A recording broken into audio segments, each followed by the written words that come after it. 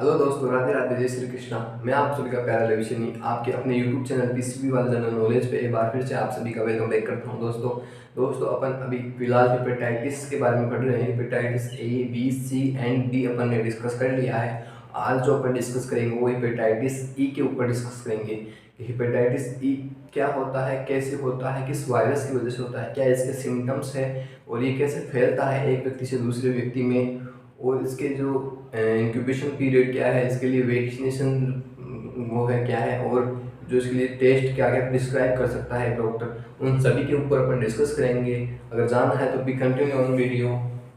I hope आपके लिए video helpful हो। अब बात करते हैं इसके एजेंट की। हेपेटाइटिस ई जो है वो किस वायरस की वजह से वो फैलता है। वो जो वायरस है वो हेपेटाइटिस ई वायरस ही है। कौन सा वायरस है? Hepatitis E virus. Hepatitis E नामक एक वायरस है जिसकी वजह से ही ये रोग फैलता है। हेपेटिक का मीन्स लीवर, आइटिस का मीन्स इन्फ्लामेशन। मैंने आपको पिछले लेक्चर में भी बता दिया है। अगर आप फिर से जानना चाहते हो तो इस जो हिपेट है, इस इतने का जो मीनिंग है हिपेट का, इसका मीनिंग तो होता है लीवर, है ना। और इस आइटिस का जो मेडिकल टर्म है उसका मीन होता है inflammation. Inflammation inflammation inflammation mean सूजन आना, है ना। तो लीवर आप जानते ही हो अपने राइट साइड में होता है, सबसे शरीर की सबसे बड़ी ग्रंथि होती है लीवर, और बहुत इंपॉर्टेंट रोल प्ले करती है अपने मेटाबॉलिज्म में शरीर में। तो लीवर जो है उसमें क्या हो जाता है, इन्फ्लामेशन आ जाती है, सूजन आ जाती है। सभी हेपेटाइटिस में लीवर की जो सेल्स है वो इन्फ्लामेटेड होती ही है। अब बात करते हैं हेपेटाइटिस ई की। हेपेटाइटिस ई जो है वो किस प्रकार का वायरस है? ये एक सिंगल स्टैंडर्ड आरएनए वायरस है। RNA virus. RNA virus, maximum जो वायरस है वो सिंगल स्टैंडर्ड आरएनए वायरस ही होते हैं। कई जो है वो डबल स्टैंडर्ड भी हो सकते हैं, डीएनए भी हो सकते हैं। आरएनए की बात करें तो maximum single standard RNA virus ही होते हैं। और ये जो इसकी फैमिली है, इसकी जो फैमिली है, फैमिली जो है वो कौन सी है? हिपेविराइडी। हिपेविराइडी जो फैमिली है उससे क्या करता है, ये वायरस बिलोंग करता है और सिंगल स्टैंडर्ड आरएनए वायरस है। अब इस वायरस के जो है वो जीनोटाइप चलते हैं फ्रेंड्स।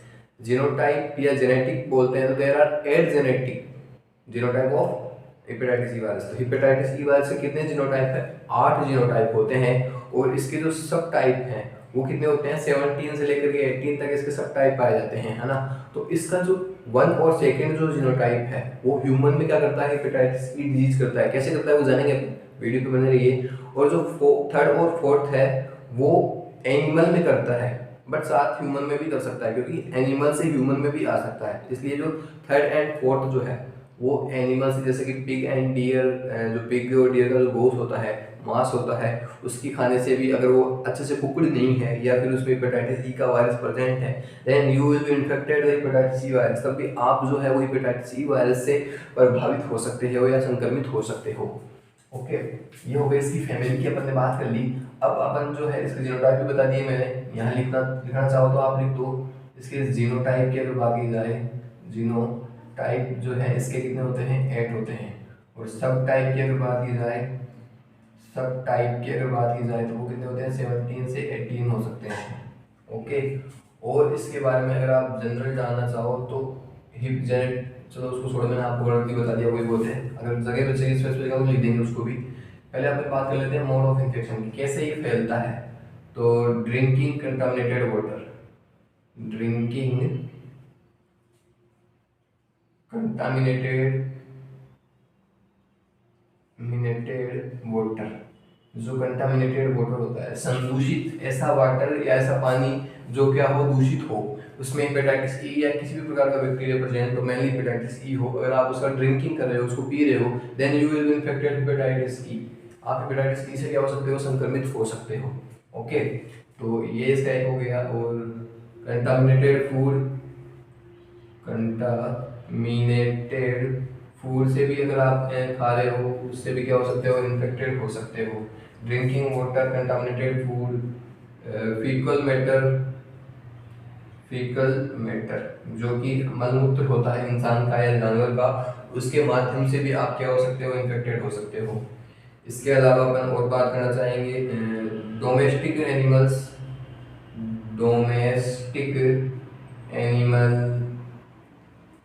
लाइक पिग पिग का मांस खा रहे हो, पिग्स खा रहे हो, या फिर क्या आप कांटेक्ट में हो तो उससे भी आगे क्या हो सकता है, ये हो सकता है। और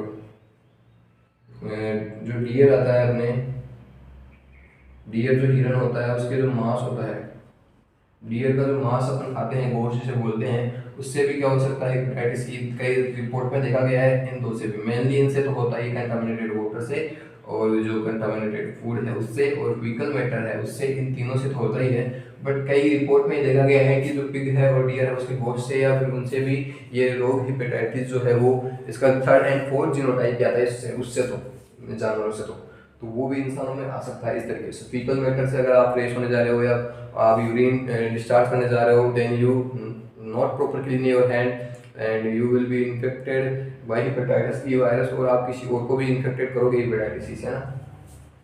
तो ये हो गए इसके मोड ऑफ इन्फेक्शन। अब अपन इसकी बात कर लेते हैं सिम्टम्स की, कि क्या क्या इसके जो सिम्टम्स हैं उनकी अगर अपन बात करें। सिम्टम्स में पहला लिखना चाहूँगा मैं, इसका जॉन्डिस होता है।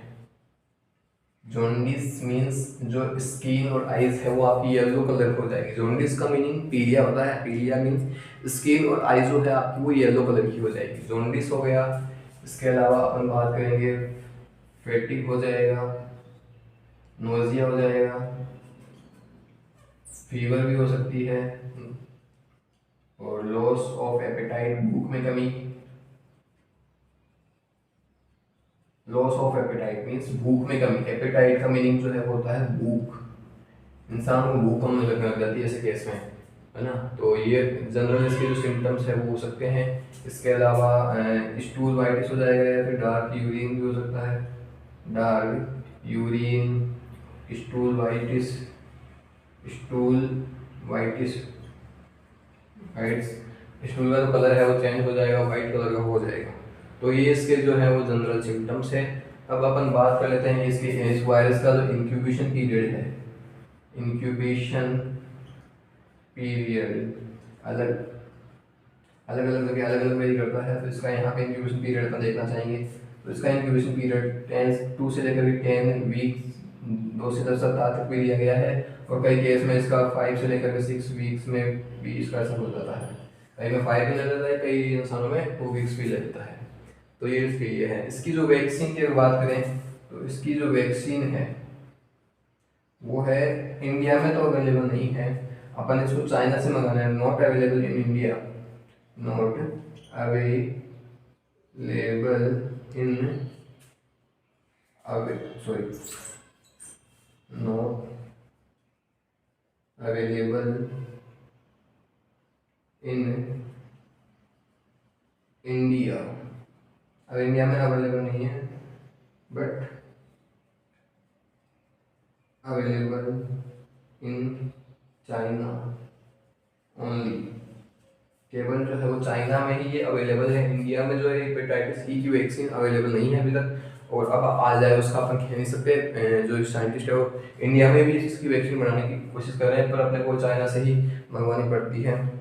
अब बात कर लेते हैं अपन इसके प्रिवेंशन की, अपने को क्या सावधानियां जो है वो बरतनी चाहिए कि जिसकी वजह से अपने को ये रोग ना हो। मैंने आपको पहले भी कहा है, prevention is better than cure. जो रोकथाम है वो ही देखभाल से बेटर है। अगर आप किसी रोग ग्रसित हो गया और फिर उसकी देखभाल करें, उससे बढ़िया तो आप उस रोग की रोकथाम करने की कोशिश करो, प्रिवेंशन करने की कोशिश करो। तो ये मेन सिम्टम्स है। ओके, दवाई तो आपको डिजीज को पूरी तरह से सही करने की तो गारंटी देती भी नहीं है, वो तो उसको रोक सकती है आगे के स्टेज में जाने से, उस स्टेज में रोक सकती है ताकि आगे बढ़े ना। और जो हेपेटाइटिस ई का जो वायरस है वो जनरली अपने आप ही मैक्सिमम पीपल में अपने आप ही क्लियर हो जाता है। ओके, बट कई पीपल में रेयर केस में सिरोसिस भी कर सकता है लीवर में, अगर ये क्लियर नहीं हो तो। बट मेनली जनरली अपने आप से ही क्लियर कर लेती है बॉडी, इसको इम्यून सिस्टम अपने आप से इसको जो है वो क्लियर कर लेता है। ओके, अब अपन इसके टेस्ट भी लिख लेते हैं यहाँ पर। टेस्ट नहीं लिखे अपने, टेस्ट की अगर बात करें तो इसके लिए जो टेस्ट है वो anti HEV IgM in blood में एंटी IgM देखना अपने को। इसके अलावा अपन बात कर सकते हैं, ये फर्स्ट टेस्ट हो गया, सेकेंड अपन करा सकते हैं RT-PCR करा सकते हैं, थर्ड अपन करा सकते हैं कौन सा टेस्ट, RT-PCR करा सकते हैं। इसके अलावा जो एक टेस्ट है वो और करा सकते हैं अपन ALT और या फिर SGPT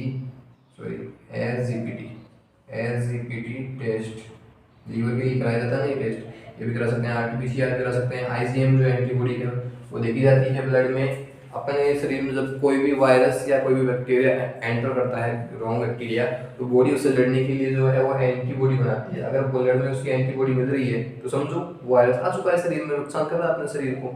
तो यही तो ऐसा मीनिंग है। अगर आपके ब्लड में IgM एंटीबॉडी मिल रही है तो you will infected by hepatitis E virus, आप हेपेटाइटिस ई वायरस से संक्रमित हो तो आपको जो है वो अपने डॉक्टर से संपर्क करने की ज़रूरत है और उनसे प्रॉपर ट्रीटमेंट लेने की ज़रूरत है। प्रिवेंशन तो यही है कि अगर आप जो कंटामिनेटेड ड्रिंकिंग वाटर है उसका सेवन ना करें, ध्यान रखें अपन खाना पीना कर रहे हो, अगर आप फूड खा रहे हो तो कंटामिनेटेड ना हो, अच्छे से साफ रखो। फीकल मैटर आप प्रॉपर हैंड वॉश करो, फ्रेश होने के बाद या यूरिन डिस्चार्ज करने के बाद आपको प्रॉपर हैंड वॉश करना चाहिए। अब बात करते हैं डोमेस्टिक एनिमल्स लाइक पिग, इनको अपने घर में नहीं पालना चाहिए। मैक्सिमम लोग पालते हैं जो अलग टाइप के लोग हैं वो, बट इनको नहीं पालना चाहिए क्योंकि इनसे भी डिजीज होती है। अगर आप डियर या पिग का जो गोश्त है, मांस जो है वो अगर उसका सेवन करते हो तो आपको उसको कम से कम 5 मिनट तक तो अच्छे से कुक करना ही चाहिए, और कुक होने के बाद में अच्छी तरीके से कुक करना चाहिए ताकि उसका अगर वायरस हो हेपेटाइटिस ई का तो वो एक ऐसे टेम्परेचर पे ले जाना चाहिए जिसके ऊपर वो डेड हो जाता हो, शायद 67 डिग्री सेल्सियस पे इसका बैक्टीरिया डेड हो जाता है। अकॉर्डिंग टू मी, कंफर्म नहीं है बट हो जाना चाहिए मेरे हिसाब से। तो ये इसके जनरल मोड ऑफ इन्फेक्शन हो गए और सिम्टम्स बताई दिए मैंने। इन्फेक्शन की वैक्सीनेशन हो गई अपने। टेस्ट ये है NTSCV, IgM, RT-PCR और ALT एंड SGPT टेस्ट। और ये किस प्रकार का वायरस है, सिंगल स्ट्रैंडेड आरएनए वायरस है। इसका इक्विवेलेंट फैमिली से संबंध है। 8 जीनोटाइप होते हैं जिसमें से 17 से 18 सब टाइप होते हैं। हेपेटाइटिस ओ जीनोटाइप 1 और 2 जो है वो ह्यूमन में डिजीज करता है, जबकि hepatitis O genotype 3rd and 4th animal में करता है, ऑल्सो ह्यूमन में, क्योंकि एनिमल से ह्यूमन में भी आ सकती है वो डिजीज, इसलिए। ओके, आई होप आपको वीडियो अच्छा लगा हो। अगर वीडियो अच्छा लगा हो तो अगर आपके लिए नॉलेज खुल रहा हो तो प्लीज़ वीडियो को लाइक से सब्सक्राइब कीजिए और मैक्सिमम लोगों तक इसे पहुंचाने की कोशिश कीजिए।